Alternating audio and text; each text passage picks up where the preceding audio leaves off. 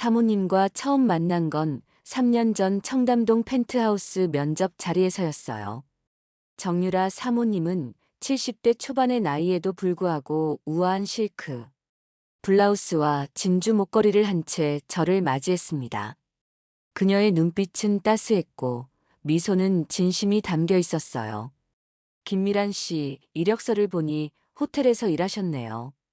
우리 집은 좀 까다로울 수 있어요. 하지만 정맞으면 가족처럼 지낼 수 있을 거예요. 사모님의 말씀에 저는 고개를 숙여 인사했습니다. 청담동 최고급 타워 팰리스 45층, 600평 펜트하우스는 제가 상상했던 것보다 훨씬 웅장했어요. 대리석 바닥, 크리스털 샹들리에, 그리고 통유리창 너머로 보이는 서울 전경까지.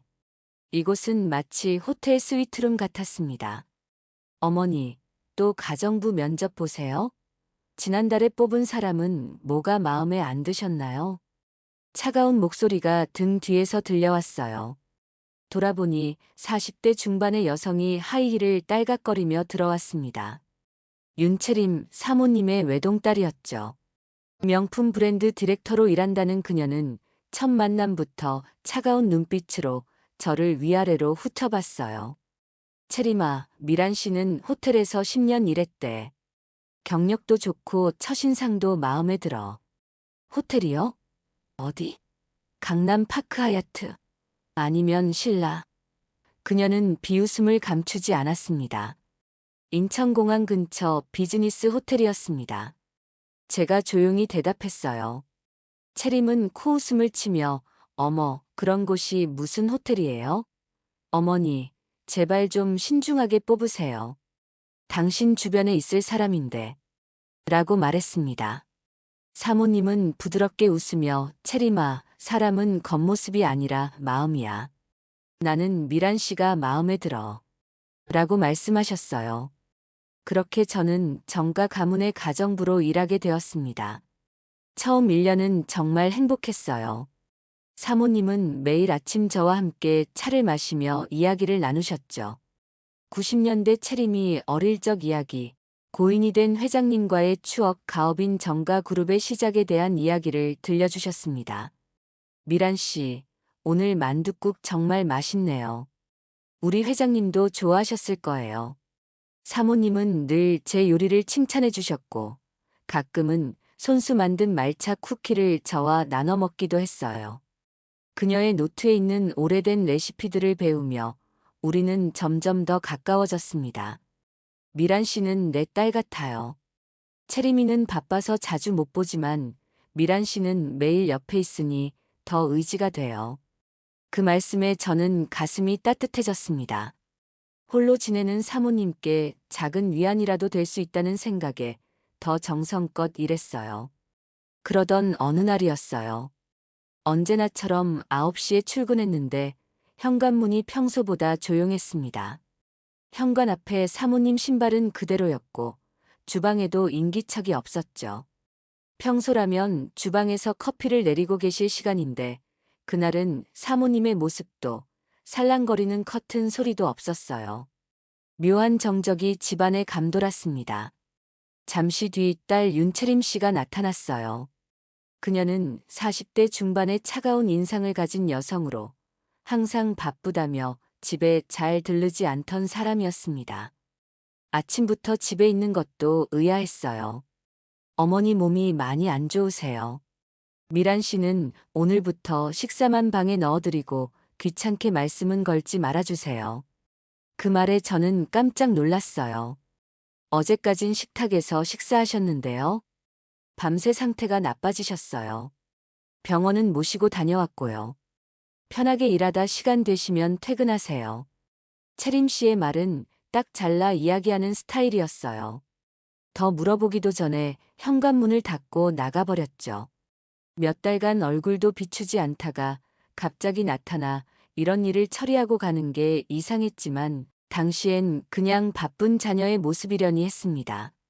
그리고 그날부터 사모님은 안방에서 한 발짝도 나오지 않으셨어요.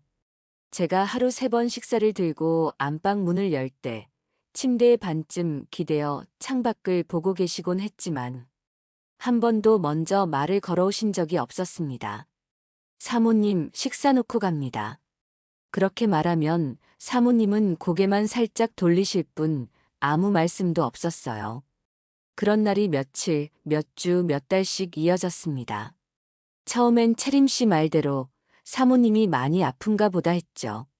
하지만 어느 날부터인가 이상한 점들이 눈에 띄기 시작했어요.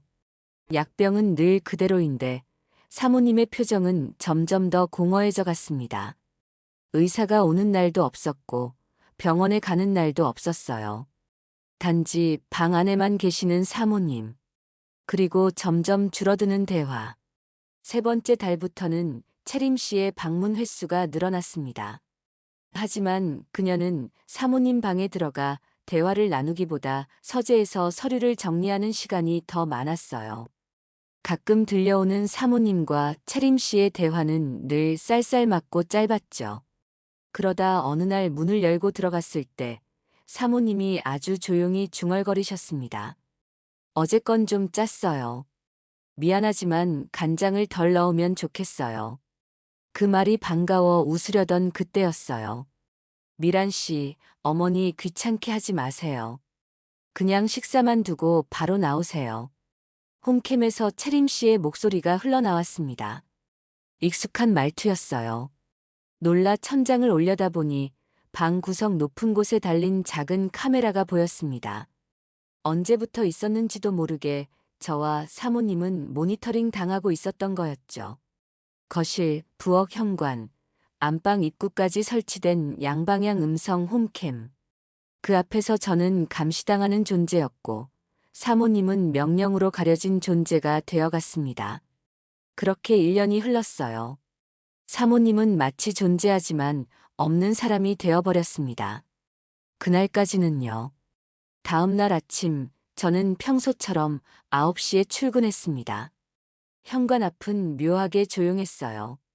어제만 해도 이 시간이면 사모님이 주방에서 커피를 내리고 계실 시간인데 오늘은 사모님의 모습도 살랑거리는 커튼 소리도 없었습니다. 한참을 망설이다 조심스럽게 주방으로 향했어요. 아무리 둘러봐도 사모님의 인기척은 느껴지지 않았습니다. 묘한 정적이 펜트하우스 전체를 감싸고 있었어요. 미란 씨, 벌써 오셨네요. 채림이 거실에서 모습을 드러냈습니다.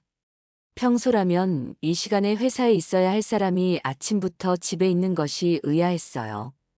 고급 캐시미어 니트에 슬랙스를 갖춰 입은 채림은 여전히 차가운 눈빛으로 저를 바라봤습니다.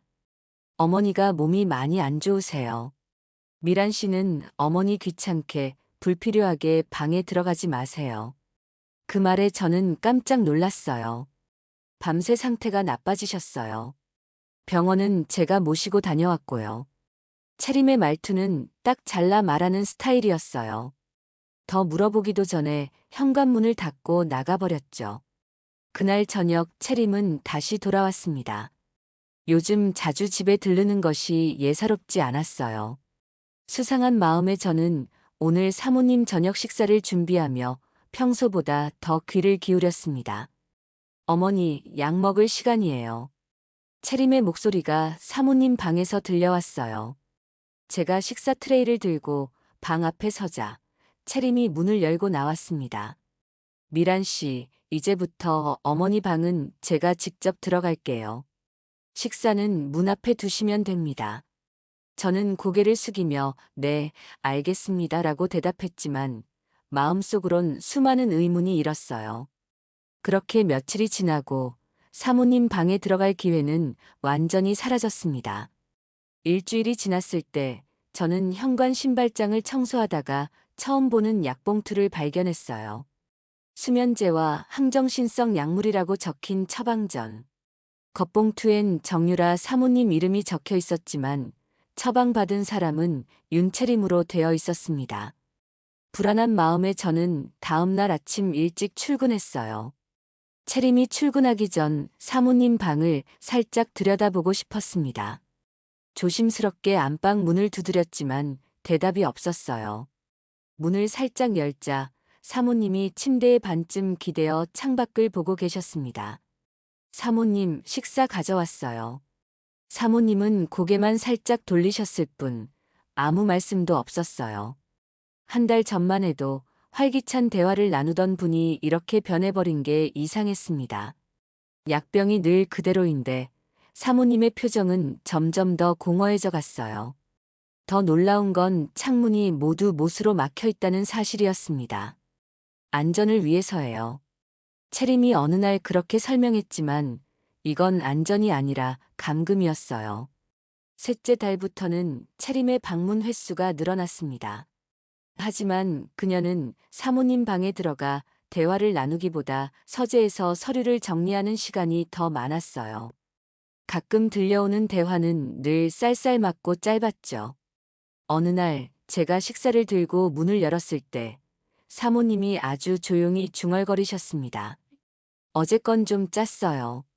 미안하지만 간장을 덜 넣으면 좋겠어요. 그 말이 반가워 웃으려던 그때였어요. 미란 씨, 어머니 귀찮게 하지 마세요. 그냥 식사만 두고 바로 나오세요. 홈캠에서 채림의 목소리가 흘러나왔습니다. 익숙한 말투였어요. 놀라 천장을 올려다보니 방 구석 높은 곳에 달린 작은 카메라가 보였습니다.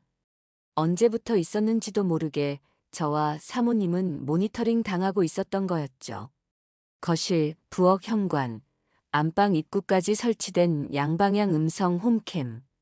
그 앞에서 저는 감시당하는 존재였고 사모님은 명령으로 가려진 존재가 되어갔습니다. 그렇게 1년이 흘렀어요. 사모님은 마치 존재하지만 없는 사람이 되어버렸습니다. 그날까지는요. 그날은 평소와 조금 달랐어요. 식사 시간을 맞춰 안방 앞에 다가갔을 때 문틈 너머로 아주 미세한 소리가 들렸습니다. 응. 분명한 신음소리였어요. 손이 떨렸습니다. 방에 들어가면 또 뭐라고 하겠지? 그런 생각을 하며 손잡이를 조심스럽게 눌렀어요. 그리고 문을 열자 저는 사모님이 저를 똑바로 바라보고 있는 걸 처음으로 마주했습니다. 1년 만에 보는 사모님의 정신이 깃든 눈동자였어요. 그동안의 공허함이 사라지고 간절함이 가득했습니다. 창백한 얼굴, 말라버린 양팔, 그리고 너무 깊게 패인 골은 그동안의 고통을 말해주고 있었어요. 사모님은 손가락으로 옆 테이블 위에 있는 성경책을 가리켰습니다. 잠언 31장. 그 말에 저는 성경책을 열었어요. 책갈피처럼 꽂혀있던 종이 한 장이 손에 닿았습니다. 종이엔 삐뚤고 가느다란 글씨로 이렇게 적혀 있었어요. 가족들 몰래 날 좀 빼내주세요. 이 방에서 나가지 못하게 해요. 죽을지도 몰라요. 그 순간 저도 사모님도 숨을 죽인 채 서로를 바라봤습니다. 거실에선 홈캠 화면이 여전히 깜빡이고 있었고 저는 그 방에서 나오는 걸 한참 동안 망설이고 있었어요. 쪽지를 본 순간 머리가 띵해졌습니다. 사모님 상황이 이 정도인 걸까? 방 안의 사모님은 눈빛이 또렷했어요. 입술은 말라 있었고 손가락엔 힘이 없었지만 정신은 선명해 보였습니다. 그래, 이건 단순한 병간호가 아니었어요. 그동안 갑자기 단절된 외부 접촉, 점점 줄어든 음식량. 모든 것이 의심스러웠지만 이제야 퍼즐이 맞춰지는 느낌이었습니다. 그 순간 문 쪽에서 삐걱 소리가 났어요. 저는 본능적으로 성경책을 닫고 뒤돌아섰습니다. 문은 열리지 않았고 복도 CCTV의 빨간 불빛이 다시 켜진 걸 보았어요. 홈캠은 일정한 시간에 맞춰 깜빡이고 있었습니다. 미란 씨, 식사는 잘 놔드렸죠? 거실에서 들리는 채림의 목소리. 차분한 말투, 무미건조한 톤. 네, 사모님 식사 드렸어요. 저는 애써 평온한 목소리를 내며 식판을 정리했습니다. 손이 떨려 포크를 떨어뜨릴 뻔했지만 최대한 자연스럽게 행동했어요. 이제 제가 알아야 할 것들이 있었습니다. 그 집은 조용했습니다.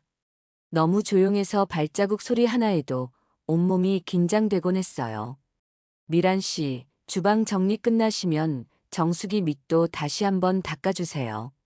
채림 씨가 거실 소파에 앉은 채 말했습니다. 그녀는 연예인처럼 참 예쁘게 생겼어요. 관리를 잘해서 그런지 50이 다 돼가는 나이인데도 피부는 30대처럼 건강해 보였습니다. 집에서 입는 실내복 한 벌에도 수십만 원 하는 옷이었죠. 조금도 흐트러짐이 없었어요. 말끝마다 미란 씨하고 부르지만 목소리는 건조했습니다. 어머니는 어젯밤에 또 그러셨어요. 창문 열고 밖에 나가겠다고 소리를 지르시더라고요. 그녀는 마치 헛소리를 반복하는 노인에 대해 보고하듯 말했어요. 미란 씨도 아시겠지만 어머니가 요즘 정신이 오락가락하세요. 네, 그러세요? 저는 입술을 깨물며 애매하게 답했습니다. 사실 1년 동안 사모님이 소리를 지르거나 이상 행동을 보인 적은 한 번도 없었어요. 오히려 너무 조용하셨죠. 창문도 모두 잠겨 있었고 사모님 방의 창문은 아예 못이 박혀 있었습니다. 안전을 위해서라는 채림 씨의 설명이 갑자기 새롭게 들렸어요. 그날 밤 아들 정민재 씨가 집에 들렀습니다. 간단한 과일 바구니를 들고 와 미란 씨, 오랜만이에요 하며 웃었어요. 민재 씨는 겉보기엔 부드럽고 웃음도 많았지만 묘하게 거리를 유지했습니다. 누나가 요즘 좀 예민하죠? 제가 봐도 그래요. 저한테는 그렇게 말하면서도 채림 씨 앞에서는 언제나 순종적이었어요. 엄마 상태는 어떤데? 그냥 똑같아. 가끔 헛소리에 우리 이름도 헷갈리고. 유산 문제 정리 안 하면 이대로 계속 가겠네. 민재 씨의 그 말에 채림은 컵을 탁 내려놓았습니다. 조금만 기다려. 거의 끝났어. 법무사랑 이야기 다 해놨고 정신이 맑을 때 도장 받아야 해. 미란 씨 앞에서는 티내지 마. 알지? 그래서 지금 같이 사는 거잖아. 거실에 앉아 사과를 깎던 제 손이 그 순간 멈췄어요. 두 사람의 대화는 분명히 누군가를 지키는 게 아니라 처리하는 것 같았습니다. 유산 문제, 법무사, 도장. 모든 단어가 마음에 걸렸습니다. 사모님이 중병을 앓는다면 진료 기록이 있어야 하는데 그동안 병원에 간 적도 없었고 의사가 방문한 적도 없었어요. 도대체 이 가족에게 무슨 일이 일어나고 있는 걸까? 그날 밤 퇴근 준비를 하며 사모님 방 앞을 지나는데 또 한 번 신음이 들렸어요. 미란 씨. 거의 들리지 않는 목소리였지만 사모님은 분명 제 이름을 부르셨습니다. 저는 그 순간 그냥 나올 수 없었어요. 문을 열자 사모님이 눈으로 저를 붙잡았습니다. 살려줘요. 여기가 감옥이에요. 그 목소리는 정말 아주 작고 간절했어요. 여기선 못 나가요. 이 집에선. 그 말을 들은 순간 시간이 멈춘 것 같았습니다. 창문도 열리지 않고 식사도 제한되고 가사 도우미마저 접근이 통제되는 상황. 이건 단순한 노인성 질환 관리가 아닌 계획적인 무언가였어요. 그날 저는 결심했습니다. 사모님을 이 집에서 데려나가야겠다고요. 어떤 일이 있어도 반드시. 저는 퇴근하려고 사과를 테이블에 조심스레 올려두고 안방 문 앞을 한 번 더 확인한 뒤 작은 방에 들어가 옷을 갈아입었어요. 보조 가디건을 벗고 앞치마를 접어두고 가방을 들고 나왔을 때 거실에선 아직도 불이 켜져 있었습니다. 도움이 아직 있어? 아니, 이제 나갈 시간 됐잖아. 순간 저는 걸음을 멈추고 조용히 뒤로 물러났어요. 솔직히 도우미가 홈캠으로 지켜보는 것도 이제 피곤해. 엄마 요양원에 보낼 때 됐어. 서류 다 끝내고 보내자. 그 전에 위임장부터 확실히 처리하고 도장도 찍혀야 하고. 그 말에 제 심장이 쿵하고 내려앉았습니다. 저는 인기척 없이 작은 방 문 뒤로 숨었어요. 그리고 아무 소리도 내지 않은 채 신발도 신지 않고 살금살금 안쪽 통로로 빠져나왔습니다.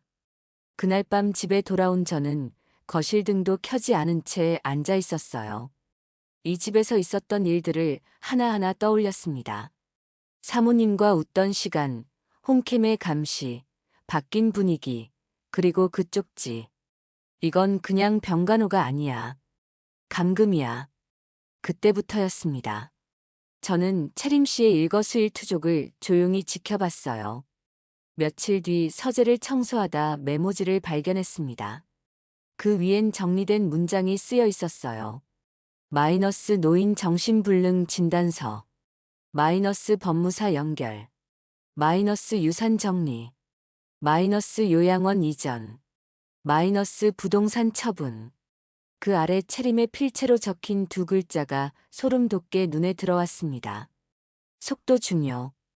아마 내가 그때 발견하지 않았다면 사모님은 진짜로 미친 노인으로 기록된 채 자녀들의 계획에 따라 모든 재산을 빼앗기고 어딘가에 처박혔을 거예요. 그날 밤 저는 결심했습니다. 이 집에서 사모님을 탈출시켜야겠다고. 어느 날부턴 사모님이 식사를 못 하시니까 하루에 한 번만 흰 죽을 섞어드리라고 채림이 말했어요. 점점 여위어지는 게 눈에 보였습니다. 사모님의 모발은 기름기 없이 부석부석해졌고 안색도 창백했어요. 관리가 아닌 학대 같았습니다. 그날도 흰죽을 끓여 사모님 방에 식사를 놓고 나오는 길이었습니다. 문을 닫으려던 제 손이 멈칫했어요. 안에서 채림 씨의 목소리가 평소보다 높고 거칠게 튀어나왔기 때문입니다. 내가 모를 줄 알아? 내가 내 돈을 너네 집에 퍼주고 또 어디다 뒀어? 말해봐. 아빠가 그랬어. 주식도 건물도 다 내가 빼돌렸다고. 안에서 들려오는 소리에 저는 방문 앞에 그대로 굳어 섰습니다. 일반적인 모녀 대화라고 보기엔 너무 거칠고 적대적이었어요. 채림 씨가 엄마에게 반말과 너라는 호칭을 쓰는 것도 충격적이었습니다. 내가 고등학교 때 그랬어. 내가 뭔가 숨기고 있다고. 아빠가 그랬어. 엄마가 너희들한테 갈 돈 전부 양평 쪽으로 넘겼다고. 그때부터였어. 내가 엄마로 안 본 게. 양평은 사모님 친정이 사시는 곳이었어요. 채림 씨의 목소리는 거칠고 빠르게 몰아쳤습니다. 마치 오랫동안 품어온 원망을 한꺼번에 쏟아내는 것 같았어요. 아빠가 바람핀 것도 다 엄마 내 탓이잖아. 우리한테 줄 돈 아빠가 너한테 맡겨놨더니 너네 집 살리는 데 쓰고. 그 돈이 다 내 돈이야.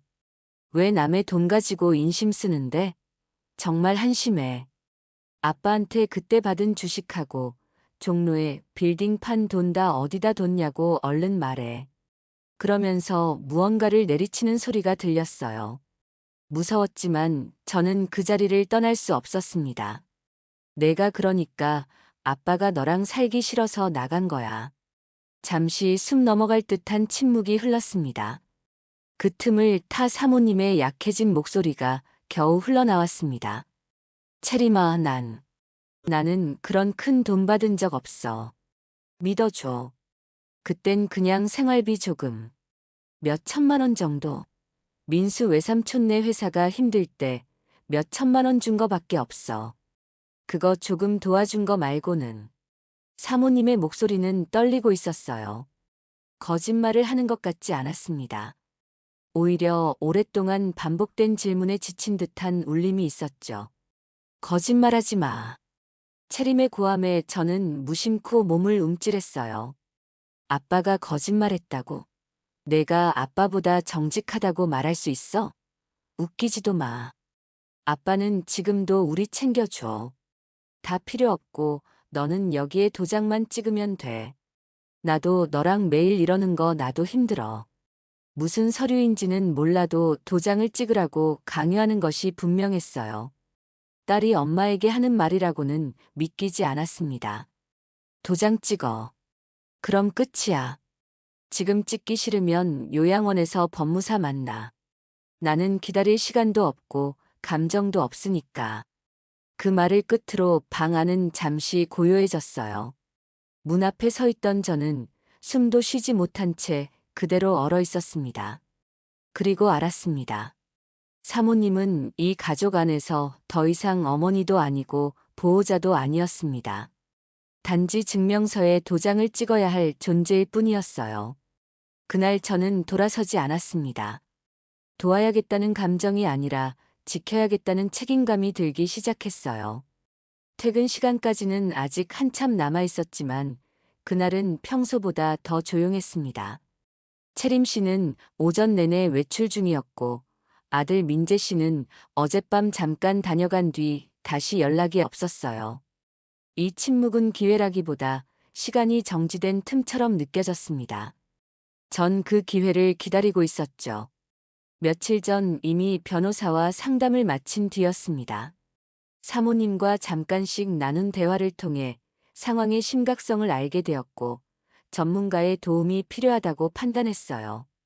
변호사 사무실은 생각보다 작은 사무실이었지만 벽에 걸린 증서들과 정돈된 책상은 믿음직스러웠습니다. 변호사는 제 이야기를 끝까지 경청한 후 심각한 표정으로 말했어요. 도움을 드릴 수 있습니다. 하지만 미란 씨, 감정적으로 움직이시면 법적으로 역공격을 당할 수 있어요. 저는 고개를 숙인 채 조용히 대답했어요. 사모님이 제게 쪽지를 남기셨어요. 가족들 몰래 나 좀 빼내줘. 이 방에서 못 나가게 해. 죽을지도 몰라라고요. 변호사는 메모를 하며 물었습니다. 사모님의 정신 상태는 어떤가요? 실제로 치매나 정신질환 증상이 있나요? 전혀요. 오히려 너무 또렷하세요. 가끔 불안해하시고 체념한 듯 보이시지만 헛소리를 하시거나 혼란스러운 모습은 단 한 번도 본 적 없어요. 그렇다면 더더욱 이건 보호자 권한의 남용이고 감금입니다. 변호사는 단호하게 말했어요. 사모님이 도우미에게 구조 요청을 했고 그 도우미가 병원 진단을 위한 외출을 시도한 상황이라면 그건 법적으로 정상적인 인도 행위에 해당됩니다. 가장 중요한 건 외출 동기가 강제가 아니라는 점이에요. 제가 모시고 나가도 되나요? 그럼요. 사모님이 동의하셨고 인지 능력이 명확하다면 경찰도 개입할 수 있습니다. 병원에서 진단서 한 장만 받아오세요. 그걸 들고 경찰서로 가면 이제부터는 사실관계로 싸울 수 있어요. 그날 상담 후 나오며 제 어깨가 무거워졌습니다. 사모님을 구해야 한다는 사명감, 그리고 그 과정에서 발생할 수 있는 위험. 모든 것이 제게 달려 있었어요. 다음 날 출근해보니 차림이 없었습니다. 이건 기회였어요. 사모님 방 앞에서 가볍게 노크를 했습니다. 사모님 준비되셨어요? 사모님은 말없이 고개를 끄덕였습니다. 눈빛에 두려움이 서려 있었지만 결심한 듯한 강인함도 보였어요. 걱정하지 마세요. 이건 저 혼자 정한 게 아니에요. 법적으로도 의학적으로도 사모님 편에 설 수 있도록 준비해 왔어요. 저는 휠체어를 조심스럽게 돌려 사모님을 모시고 거실로 나왔습니다. 1년간 방에만 계셔서 다리 근력이 거의 사라져버린 상태였어요. 혼자 서는 걸을 수조차 없었습니다. 세탁기를 돌려두어 물소리가 크게 났고 현관 앞에는 세탁 바구니를 일부러 엎어두었어요. 누가 홈캠을 본다면 평소처럼 청소 중인 모습처럼 보일 겁니다. 현관문이 탁 하고 열리고 그 문턱을 사모님의 바퀴가 넘었어요. 사모님의 손이 떨리고 있었지만 눈빛만은 또렷했습니다. 마치 오랜 감옥에서 벗어나는 듯한 긴장과 희망이 뒤섞인 표정이었어요. 계단 아래 택시가 조용히 서 있었습니다. 택시 기사님은 미리 상황을 간략히 설명해 둔 상태였어요. 그는 고개를 끄덕이며 트렁크를 열어 휠체어를 싣는 것을 도와주었습니다. 그렇게 우리는 1년간의 감금 생활을 뒤로하고 새로운 싸움을 향해 출발했습니다. 그리고 우린 변호사 사무실로 향했어요. 사모님을 휠체어에 태운 채 변호사 사무실에 도착했을 때 사무실 직원이 놀란 듯 일어섰습니다. 저는 조용히 말했어요. 미리 예약했어요. 김미란입니다. 사모님과 동행했어요. 사모님은 숨을 고르며 의자에 앉았습니다. 오랫동안 방에만 갇혀 계셔서 다리 근력이 모두 빠져 혼자서는 일어서기조차 힘든 상태였어요. 병원에서 진단 결과 심각한 영양실조와 근육 위축 상태였습니다. 의사는 이런 상태가 된 이유를 여러 번 물었지만 사모님은 당장 법적인 문제부터 해결하고 싶어 하셨어요. 변호사는 조심스럽게 물었습니다. 성함과 연세, 오늘 날짜 아시겠어요? 사모님은 천천히 그러나 또박또박 대답했어요. 정유라 72. 오늘은 수요일 4월 24일입니다. 지금 이 자리에 오신 이유는 무엇인가요? 제 자식들이 절 감금하고 도장을 찍으라며 협박합니다. 죽기 전에 유산 정리를 하라며 제가 언제 죽을지, 누구 이름으로 집을 넘겨야 할지 그것만 생각해요. 변호사는 고개를 끄덕였습니다. 정신 명료하시고 진술도 일관성 있습니다. 병원에서 간단한 진단서만 발급받으면 곧장 경찰서로 가도 됩니다. 1시간 뒤 인근 병원에서 사모님은 간단한 진료와 면담을 마치고 정신인지 명료, 본인 진술 명확이라는 진단서를 발급받았어요. 의사는 추가로 영양 상태 불량과 신체 활동 제한으로 인한 근육 위축 진단서도 함께 작성해 주었습니다. 이 모든 자료가 중요한 증거가 될 것이었어요. 그리고 마침내 저와 사모님은 경찰서 문을 조용히 열고 들어섰습니다. 경찰서의 차가운 조명 아래 사모님의 얼굴은 창백했지만 눈빛만은 결연했어요. 경찰은 빠르게 상황을 파악하고 자녀들에게 연락했습니다. 2시간 후 채린과 민재가 황급히 경찰서에 도착했어요. 어머니, 도대체 여긴 왜 오신 거예요? 누나, 이게 무슨 일이야? 그냥 도장 하나면 끝날 일을 왜 이렇게 키워? 경찰 조사실 안 딸 채린과 아들 민재는 분노와 당혹이 뒤섞인 얼굴로 저와 사모님을 번갈아 바라보았습니다. 두 사람 모두 고급스러운 의상과 태도로 경찰에게 좋은 인상을 주려 애쓰는 모습이었어요. 지금 뭐 하시는 거예요? 가정부 하나 믿고 집 나간 것도 모자라 이제 고소까지 하신다고요? 도대체 우리가 뭘 그렇게 잘못했는데요? 엄마 위해서 요양원도 알아보고 미리 정리해서 불편하지 않게 하려던 건데. 그들의 말투는 정중했지만 눈빛에는 분노가 서려 있었어요. 특히 채림 씨는 저를 쳐다보는 시선이 날카로웠습니다. 그 말에 사모님은 아주 천천히 고개를 들었어요. 지금까지의 침묵을 깨고 처음으로 자신의 목소리를 내기 시작했습니다. 그래, 너희들이 하려던 일 모두 다 들었어. 문틈에서 서정이가 식당에서, 옆방에서, 화장실 앞에서 너희들이 날 뭐라고 불렀는지 다 들었다. 사모님의 목소리는 약했지만 또렷했어요. 오랫동안 참아온 울분이 한 번에 터져나오는 듯 했습니다. 도장만 찍으면 끝난다. 돈이나 정리하자, 넌 내 엄마 아니야. 왜 할머니네 돈이나 챙기던 여자. 채림의 얼굴이 순간 창백해졌습니다. 자신의 말이 그대로 되돌아오는 것에 당황한 듯 했어요. 나는 그날부터 엄마가 아니었어. 돈이 모자라면 미쳤고 돈을 쓰면 도둑년이었지. 어떤 집에서 이런 말을 자식들한테 듣고 사는 집이 있는지. 그래서 말하는데 이젠 나도 너희들을 내 자식으로 인정하지 못하겠다. 남보다도 못한 사이가 됐네. 사모님의 목소리가 점점 높아졌어요. 평소에는 볼 수 없었던 강인함이 느껴졌습니다. 엄마, 어머니, 제발 진정 좀 해요. 두 자녀는 동시에 외쳤지만 사모님은 멈추지 않았습니다. 마치 오랫동안 가슴에 담아두었던 말들이 모두 쏟아져 나오는 듯 했어요. 내가 너희 키우느라 다 줬어.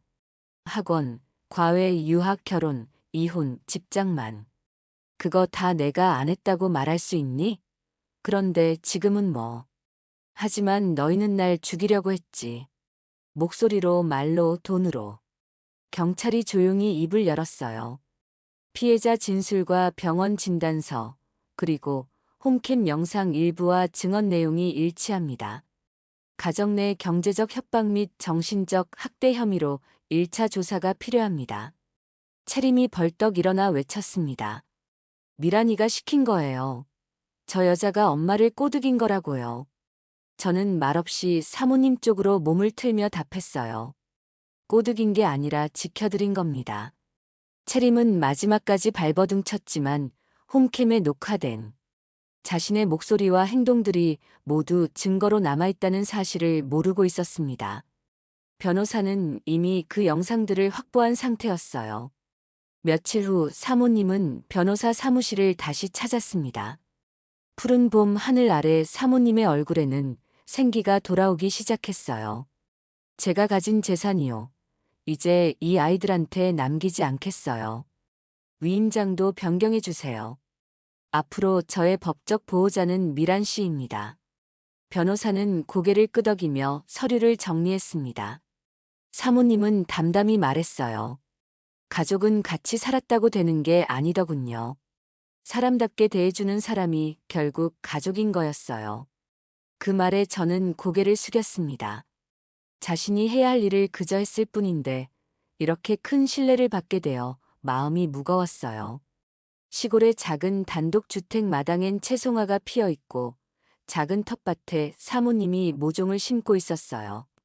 처음엔 걷지도 못했지만 이제는 조금씩 근력이 돌아와 짧은 거리는 천천히 걸을 수 있게 되었습니다. 재활 치료를 꾸준히 받고 햇빛과 신선한 공기 속에서 생활하면서 몸도 마음도 건강해지셨어요. 저는 그 옆에 쪼그려 앉아 흙을 덜어내며 조용히 물었어요. 사모님, 이젠 좀 괜찮으세요?